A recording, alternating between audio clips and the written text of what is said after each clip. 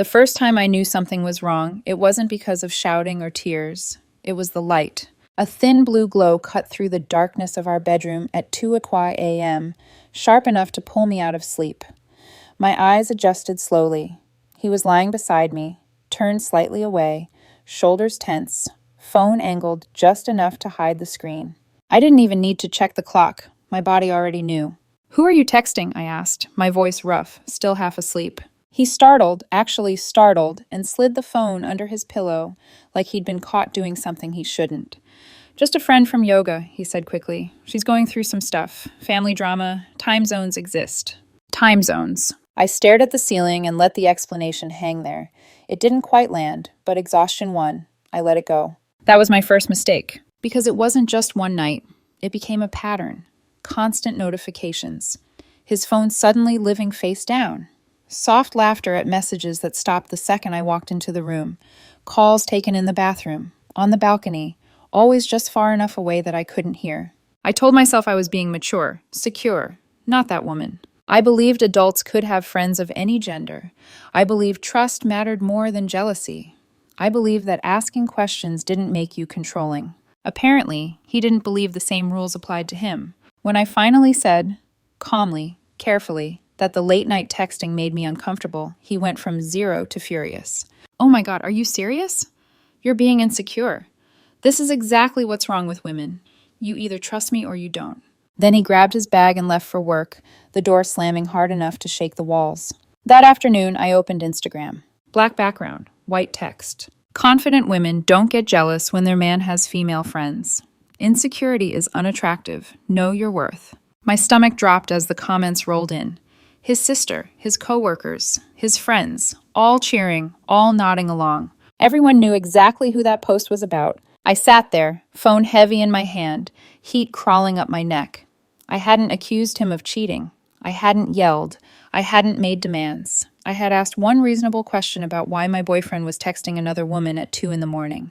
And for that, I was publicly labeled insecure. Something inside me shifted, quietly, permanently. If he wanted to prove how secure he was, I decided I would take him at his word. It only took 43 minutes for the hypocrisy to reveal itself. When I think back to how we started, that's what makes all of this hurt more than it probably should. There was nothing dramatic or toxic in the beginning. No red flags waving in my face. Just comfort, familiarity, the quiet kind of affection you mistake for stability.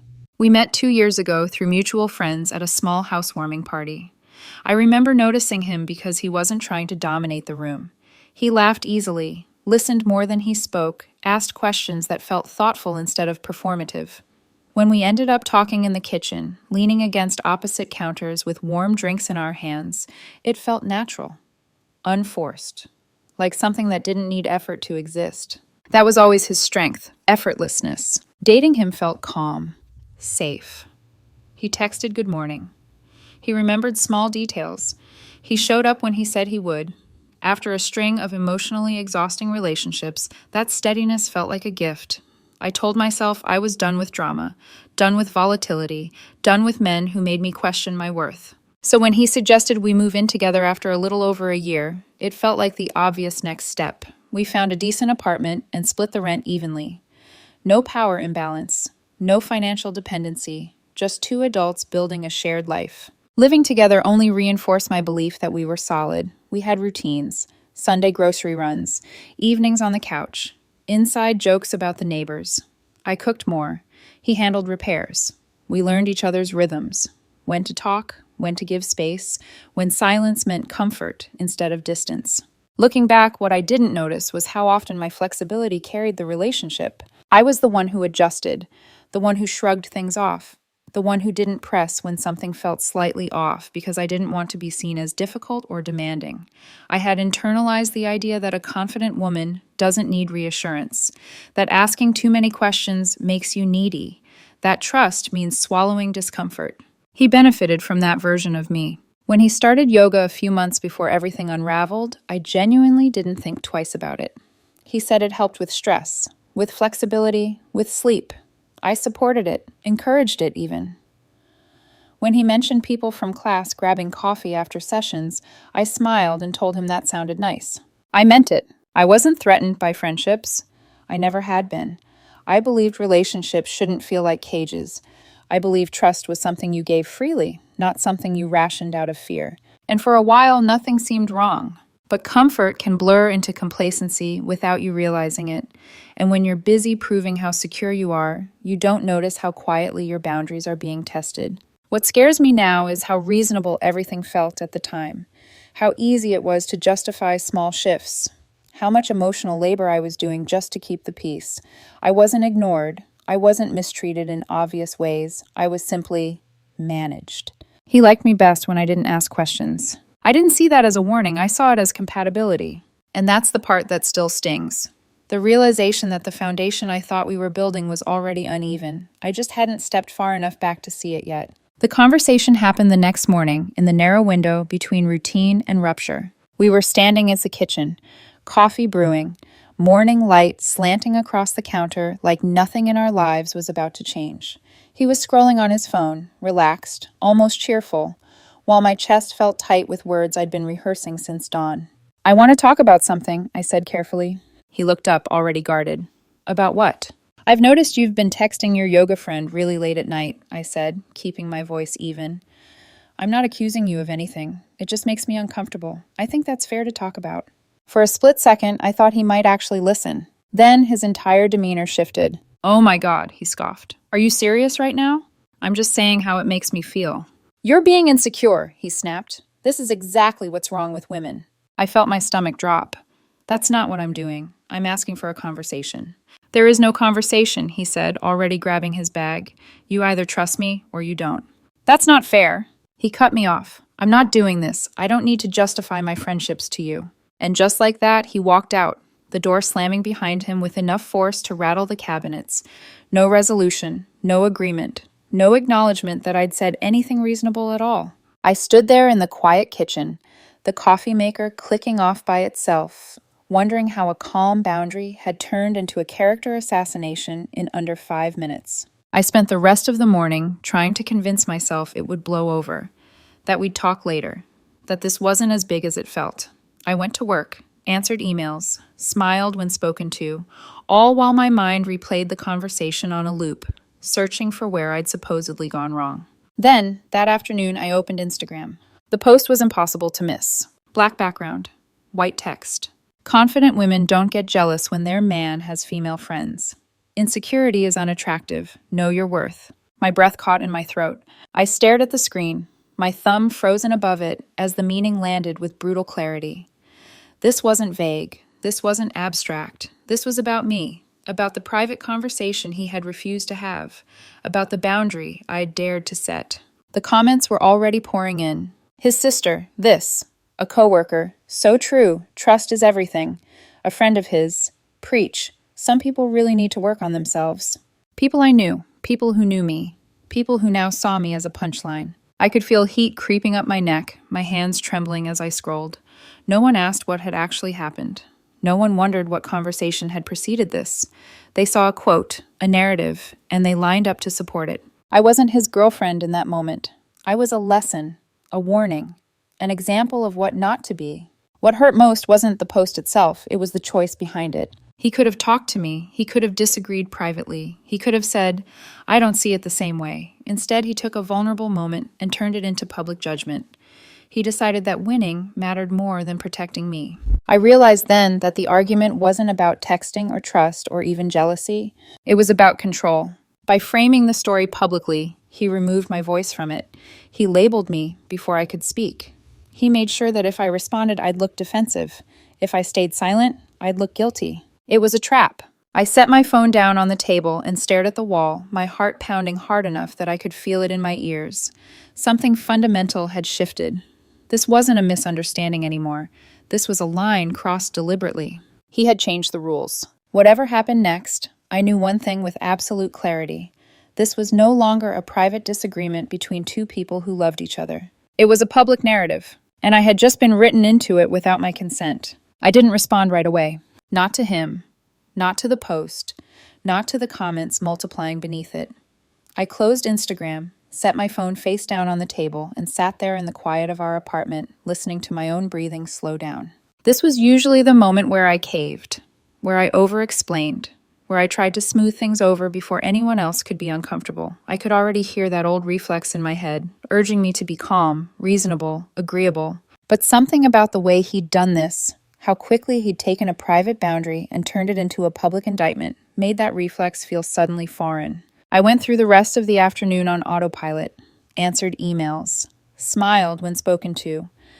Every time my phone buzzed, my chest tightened. I didn't need to look to know what it was. Reactions, opinions, people forming judgments about me without ever asking what had actually happened. When I got home, the apartment felt different, not empty, exposed, like the walls had absorbed things they shouldn't have heard. I sat on the couch and finally opened Instagram again. The comments had grown louder, more confident. What struck me wasn't just the cruelty, but the certainty. How easily everyone accepted the story that a woman expressing discomfort must be insecure, controlling, deficient. No one questioned why a man in a committed relationship was defending late-night texting with another woman. That part had been quietly erased. As I scrolled, something in my chest settled into clarity. This wasn't about explaining myself anymore. It was about standards. He had set them, loudly, publicly. All I had to do was accept them. I stood up and walked to the shelf where framed photos from last summer's trip were stacked. I knew exactly which one I was looking for. A group photo at a crowded bar, loud, messy, harmless. In the middle of it, laughing, was his best friend. His arm slung casually around my shoulder as we both laughed at something out of frame. There was nothing romantic about the photo. No intimacy, no secrecy, just two people who'd known each other for years, caught mid-laugh. I cropped it carefully. Just the two of us. No caption, no explanation. I changed my profile picture. Then I set my phone down and waited. I didn't feel smug. I didn't feel petty. I felt steady. For the first time in days, my shoulders relaxed. I hadn't insulted him. I hadn't accused him. I hadn't posted a quote shaming him to our entire social circle. I had simply lived by the rule he'd insisted on. It took 43 minutes. My phone lit up like a fire alarm. What the hell is that? Why is he your profile picture? Are you trying to make me jealous? That's so immature. Take that down right now. I watched the messages stack up, my heart calm in a way that surprised me. I typed one reply. He's just a friend. Confident partners don't get jealous, remember? I thought insecurity was unattractive. Then I stopped responding. The silence afterward felt charged, like the air before a storm. I knew this wouldn't sit quietly with him. He'd never been good at tolerating the discomfort he expected me to swallow. A few minutes later, my phone rang. He never called. He was a texter. That alone told me how rattled he was. "This isn't funny," he snapped the second I answered. "What's not funny?" I asked, keeping my voice level. "That picture. Why would you put that as your profile photo?" "It's just a picture with a friend," I said. "You have those too." "That's completely different." "How?" I asked. "Explain it to me." There was a pause, a long one. "Because he's my best friend," he finally said. "And she's your yoga friend," I replied. "A friend is a friend, right?" "You're doing this on purpose, Shiraz," he said, his voice rising. "You're trying to make a point." "I'm doing exactly what you said confident partners do," I said calmly. "I'm not getting jealous. I'm having a friendship." He hung up. When he came home later that night, the energy in the apartment was ice cold. He tossed his keys on the counter and crossed his arms, already braced for a fight. "Take it down," he said. "Why?" I asked. "Because it's disrespectful." "More disrespectful than posting about me being insecure to the entire internet without ever talking to me first?" "That's not the same thing." "Then explain how it's different," I said. "Use your words." He couldn't. He circled around accusations, manipulative, vindictive, immature, but never actually answered the question. The truth was simple and unbearable. The rules only worked when they protected him. I went to bed that night on the couch, staring at the ceiling, listening to the hum of the refrigerator in the other room. I didn't feel victorious. I felt clear. This wasn't about a picture. It was about the fact that equality felt like an attack to him. And once I saw that, I couldn't unsee it. The next morning, I woke up to a phone that wouldn't stop vibrating. Texts, missed calls, notifications stacked on top of each other like debris after a storm. I hadn't even opened my eyes fully before my chest tightened. I already knew what had happened. He hadn't sat with the discomfort. He'd outsourced it. The first message was from his sister. "This is cruel. You're deliberately trying to hurt him. He's devastated. Real partners don't play mind games." I stared at the screen, blinking slowly. Less than 24 hours ago, he'd publicly labeled me insecure to thousands of people. Now I was being accused of emotional abuse for a profile picture. Then his mother called. I let it ring twice before answering. "I'm really disappointed in you," she said without preamble. Her voice was calm, measured, the kind that lands heavier because it sounds reasonable. "Posting pictures with other men just to make my son jealous? That's not who I thought you were." I closed my eyes. "With respect, did he tell you about the post he made about me first?" A pause. "He mentioned something about social media," she said carefully, "but he said you've been very controlling about his friendships." I felt something hollow out in my chest. Not surprise, recognition. "I asked him why he was texting another woman at 2 a.m, I said. "That's the extent of my control." Silence stretched between us. "I'll talk to him," she finally said. "Please do," I replied. By noon, the messages had multiplied. Friends I barely spoke to anymore. People who had only heard his version of events. Variations of the same accusation, manipulative, immature, toxic. Nobody asked me what had actually happened. Nobody wondered why a man comfortable shaming his girlfriend publicly couldn't tolerate being held to his own standard. The narrative had already been written, and then things got worse. His best friend, the man in my profile picture, texted me directly. "Hey, just so you know, I'm not upset about the picture. Honestly, I thought it was kind of funny." I read the message twice. A few minutes later, another text came through. He called me freaking out. I had to bite my tongue. "Look, he's been texting that yoga woman nonstop for months. Everyone's noticed." My pulse quickened. "What do you mean?" I typed back. "Flirty stuff. Inside jokes. Pet names. Plans to meet up without you knowing. He literally told us at brunch that he was keeping his options open in case things with you didn't work out." My stomach turned. I set the phone down, swallowing hard, then picked it back up. "Do you have proof?" I asked. "No screenshots," he admitted. "He just showed us his phone, but I can tell you what I remember." He did, and each message felt like another confirmation of something I'd been trying not to see. He'd called me comfortable, predictable, said I didn't challenge him anymore, said he liked the attention from someone new, someone who didn't expect anything from him yet. One line stuck with me. Why should I have to choose? That night, when I confronted him, he didn't deny it. He attacked the source. "He's lying," he snapped. "He's always been jealous of us. He wants to break us up." "Why would he lie?" I asked quietly. He didn't hesitate. "Because he probably wants you for himself. That's why he was okay being in your profile picture." I stared at him, stunned by the speed of the pivot. "Last week he was your best friend," I said. "Now he's a liar trying to steal your girlfriend."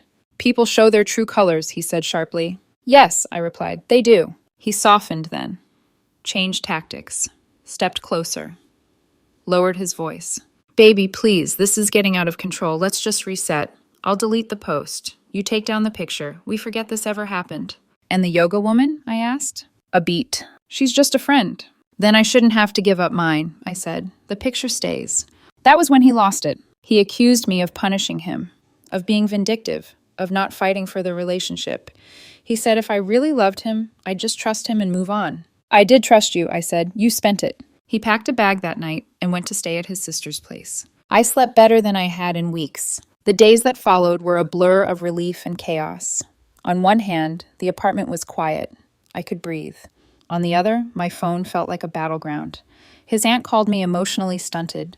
A coworker of his, someone I barely knew, messaged me to say, "Real women communicate. They don't play games." I stopped responding. Then came the yoga woman. She messaged me on Instagram. "Hey, I just wanted to clear the air. There's nothing going on between me and your boyfriend. He told me you've been really controlling, and honestly, I feel bad for him." I laughed out loud. Not because it was funny, because it was audacious. I replied once. "Do you regularly text men in relationships at 2 a.m? She left me on red. I did some digging, found her boyfriend. He looked happy in his photos, unaware. I hesitated, then remembered how crazy I'd felt being kept in the dark. So I told him the truth. 2 days later, her Instagram went private. She stopped showing up to yoga. When my boyfriend found out, he called screaming about how I'd ruined an innocent person's life. I told the truth, I said. What happens after that isn't my responsibility. That was when I understood something important. He didn't want honesty. He wanted control over the story. And he was losing it. The apartment was quiet in a way that felt unnatural. Not peaceful, not calm, just empty. Like a soundproof room where your own thoughts echo too loudly. His things were gone from the bathroom, his shoes no longer by the door, his charger missing from the outlet near the couch. The absence was precise, deliberate, and it made everything feel sharper. He hadn't disappeared, though. My phone still lit up at odd hours, messages that swung wildly between accusation and self-pity. I can't believe you did this to me. You embarrass me. Everyone thinks I'm the bad guy now. I never thought you'd be this cruel. Sometimes he'd call. I let it ring. Sometimes he'd leave a voicemail, his voice heavy, wounded, rehearsed. He spoke like someone narrating his own tragedy, like I was a footnote in a story where he was the only one who mattered. I didn't block him. Not yet. I told myself it was temporary, that I needed time, that cutting him off completely would be dramatic. In reality, I was still bracing for impact. The social fallout didn't slow down. It just went quiet in a different way. People stopped reaching out, not because they'd taken my side, but because they'd already decided what they thought of me. The silence felt louder than the accusations had. I noticed who unfollowed me, who stopped liking my posts, who suddenly became very busy when I suggested coffee. People I'd laughed with, shared dinners with, trusted, gone without a word. It felt like being erased in real time. Every so often, a message slipped through, usually framed as concern. He's really struggling. This whole thing seems blown out of proportion. Why can't you just be the bigger person? No one asked how I was doing. No one asked what it felt like to be publicly shamed by the person who claimed to love me. The expectation was clear. My role was to absorb the damage quietly so everyone else could be comfortable again. At night, sleep became a negotiation. My body was exhausted, but my mind refused to power down. I replayed conversations over and over, dissecting every word I'd said, every tone I'd used. I wondered if I'd sounded too firm, too calm, not calm enough. I opened old message threads, scrolling back months, searching for proof of what? I wasn't even sure. That I hadn't imagined the distance, that I hadn't provoked this, that I wasn't the villain everyone seemed so sure I was. My chest felt heavy most days, like I was carrying something I couldn't set down. My hands trembled when my phone buzzed. I jumped at small noises. Even familiar spaces felt hostile, like they were waiting for something else to go wrong. The worst part wasn't missing him. It was missing certainty. I started to doubt myself in ways that scared me. I'd always trusted my instincts. I'd always believed I could tell when something was off. Now I found myself wondering if I'd overreacted, if the picture had been childish, if I should have just let it go. Was I petty? Was I immature? Did I turn a small issue into a catastrophe? Those questions crept in quietly, usually late at night, when the world was asleep and I was alone with the echo of everyone else's opinions. Maybe if I hadn't said anything. Maybe if I'd ignored the post. Maybe if I'd just been more understanding. The thought was dangerous, but it lingered. Because when enough people tell you you're the problem, part of you starts listening. I caught my reflection in the bathroom mirror one evening and barely recognized myself. Dark circles under my eyes, shoulders slumped. A version of me that looked smaller, like she'd been folded inward for too long. I sat on the edge of the bed and pressed my palms into the mattress, focusing on the sensation, grounding myself in something solid.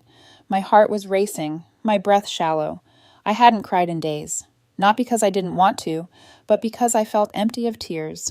This was the lowest point. Not the anger, not the confrontation, not even the public humiliation. This, the quiet moment where you start to believe that maybe you deserved it, that maybe peace would have been easier if you'd just stayed silent, that maybe your boundaries were the real problem. I lay back and stared at the ceiling, counting my breaths, feeling the weight of the room press in on me. I didn't have clarity yet. I didn't have answers. All I had was a question that wouldn't let me go. If everyone was so sure I was wrong, what if they were right? The turning point didn't arrive with a dramatic reveal or a perfectly timed confession. It came quietly, the way clarity often does, after exhaustion strips everything else away. I was sitting at the kitchen table, phone in my hand, rereading the same messages for the third time, when something finally clicked. Not anger, not resolve, just a steady, undeniable realization. The story he'd been telling didn't change, only the audience did.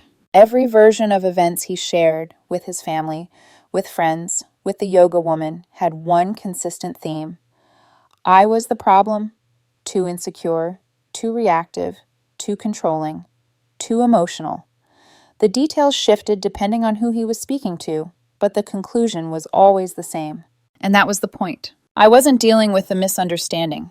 I was dealing with a pattern. I thought back to the moment he'd refused to answer my question in the kitchen, how fast he'd gone from defensive to dismissive, how easily he'd reframed a reasonable boundary as a character flaw, how natural it had been for him to take our private disagreement public, without hesitation, without concern for what it would do to me. That wasn't impulsive, that was practiced. The more I sat with it, the clearer it became. There was nothing I could say that would change this.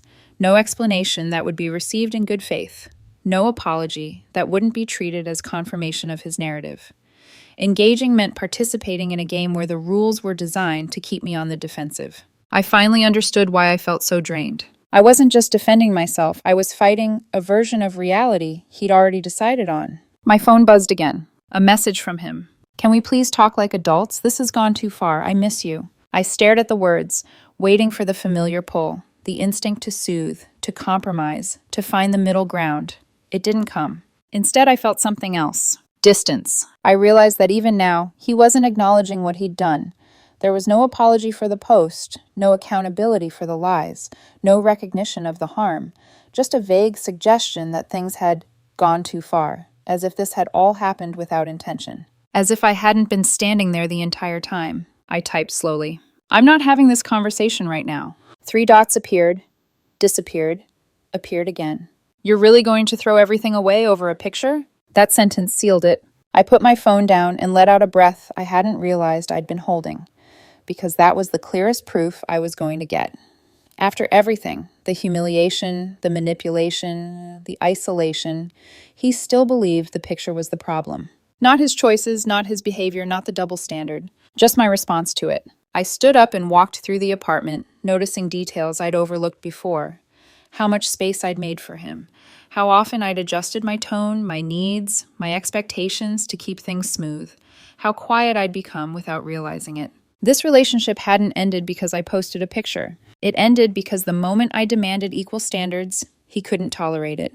That night, I blocked him. Not out of anger, out of necessity. The silence that followed felt different this time. Still heavy, but cleaner. Less invasive. Like closing a door instead of holding it shut with your body. I didn't feel triumphant. I felt sad. Grief settled in gently, without drama. 2 years mattered. The good moments had been real. Letting go didn't erase that. But neither did it require me to keep accepting harm. I sat on the couch, hands folded in my lap, and let the weight of the decision settle. There was no rush now, no one left to convince, no narrative left to manage. For the first time since this all began, my thoughts felt like my own again. I hadn't won anything, but I had taken back something far more important. My voice, my clarity, my sense of self, and I knew, without doubt, that there was no going back. The consequences didn't arrive all at once. They unfolded in layers, slow and relentless, touching everything he had tried to control. Blocking him didn't stop the narrative immediately. It exposed it. Within days, the tone of the messages I heard about shifted. Not from him, I didn't hear from him at all, but from the people around him. The ones who had been so confident before, so certain I was the problem. His sister texted first. "He's not doing well. He's saying you shut him out completely. He doesn't understand how things got this bad." I read it without responding. The phrasing stood out. Things got this bad. Passive, directionless, as if events had simply happened to him. Then his mother called again. This time her voice was different, less accusatory, more tired. "I spoke to him," she said, "and there are inconsistencies." I stayed quiet. "He told us you were controlling," she continued slowly. "But he couldn't explain why he was texting that woman so late, or why he posted about you instead of talking to you. He kept circling back to how embarrassed he felt." Embarrassed, not remorseful, not apologetic. "I'm not calling to ask you to fix anything," she added quickly. "I just wanted you to know, some of us are starting to see this differently. Some of us." That was enough. The yoga woman situation unraveled next. I didn't need to be involved to see it. Mutuals talked. Screenshots traveled quietly. Her boyfriend, now ex, didn't post much, but when he did, the captions were unmistakable. Trust broken, lines crossed, lessons learned. The story he'd told, that I'd ruined an innocent person's life, lost traction fast. Because the truth has weight, and lies collapse under it. Meanwhile, his world began to shrink. Friends stopped inviting him out. Not dramatically, subtly. Plans made without him. Group chats he wasn't added to. People who'd once defended him grew distant, uncomfortable with how aggressively he'd played the victim. He tried to reframe it, to say people were choosing sides, to claim I'd poisoned the well. But the reality was simpler. They were tired. Tired of the drama. Tired of the contradictions. Tired of being asked to validate behavior that didn't sit right anymore. I heard, through the same quiet channels, that he'd started telling people a new version of the story. Softer, less accusatory. Now it was about miscommunication, about both of us making mistakes, about how he wished things hadn't been taken so far. Taken so far, as if blocking him had been excessive, as if public humiliation had been reasonable. He showed up at the apartment one afternoon while I was at work, trying his key. It didn't work. I'd changed the locks the week before, not out of spite, out of necessity. He'd moved out. His name wasn't on the lease. And after everything, I wasn't willing to leave access to someone who had shown he didn't respect boundaries. He texted from a different number. "Why doesn't my key work?" "Because I changed the locks," I replied. "You don't live here." "You can't do that," he shot back. "My stuff is still there." "We can coordinate a time for you to pick it up," I said, with someone else present. He didn't respond. Instead, he sent his father. When the knock came that Saturday morning, my stomach tightened. I opened the door to see him standing there, tall, imposing, uncomfortable in his own skin. "We need to talk," he said. I let him in. He sat on the edge of the couch, hands clasped, eyes fixed on the floor. "I don't know the whole story," he started, "but I know my son isn't innocent. He's complicated. Always has been." That admission landed heavier than any apology. "I raised him to be better than this," he continued, "but he has a habit of avoiding accountability when things get hard." I listened, not because I needed validation, but because it confirmed what I already knew. "I was hoping," he said quietly, "that maybe you'd be willing to work things out." "With respect," I replied, steady. "There's nothing to work out. He didn't just hurt me. He tried to erase me." He nodded slowly. "I figured you'd say that." He left without argument. That was the last time anyone from his family came to the apartment. 3 days later, while I was at work, he picked up the rest of his things. I came home to an empty closet and a single note on the counter. "Thanks for nothing." I stared at it longer than I expected, not because it hurt, but because it was so predictable. 2 years reduced to 3 words. No accountability, no apology, just blame, neatly folded and left behind. The apartment felt different after that. Quieter, yes, but also lighter. Like something heavy had finally been removed without me realizing how much space it had been taking up. The fallout was complete. He lost control of the story. He lost access to me. And slowly, inevitably, he lost the audience he'd tried so hard to convince. Life didn't snap back into place overnight. Healing never does.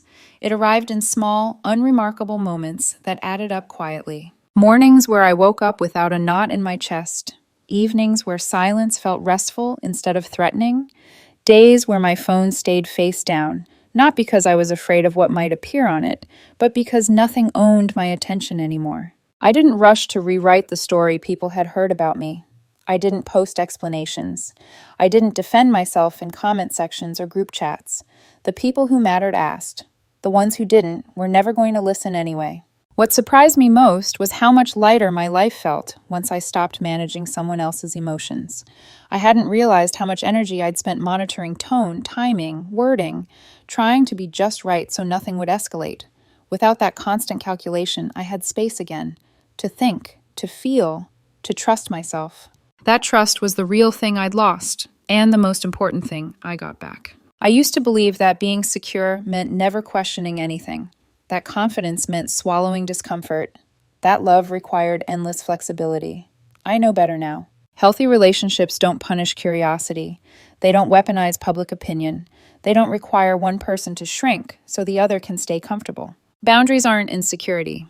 They're information. And anyone who responds to boundaries with shame, ridicule, or control is telling you exactly who they are, if you're willing to listen. I don't regret the picture. I don't regret speaking up. I regret how long I ignored the quiet signals telling me something wasn't right. I regret the version of myself that thought peace meant silence. Walking away didn't make me cruel. It made me honest. If you're in a situation where your feelings are constantly reframed as flaws, where your partner's freedom is sacred but yours is suspicious, where public humiliation replaces private conversation, please hear this. You're not overreacting, you're not too much, and you're not wrong for wanting equal standards. To everyone who took the time to listen, who messaged support, or who shared similar stories, thank you. It matters more than you know. And if you've been through something like this, or you have advice for someone who might be, leave a comment below. Your words could be the thing that helps someone else trust themselves again. If this story resonated with you, consider sharing it, and don't forget to subscribe. Sometimes the most important lessons come from the moments we finally choose ourselves. That chapter is closed. And for the first time in a long time, the future feels like mine again.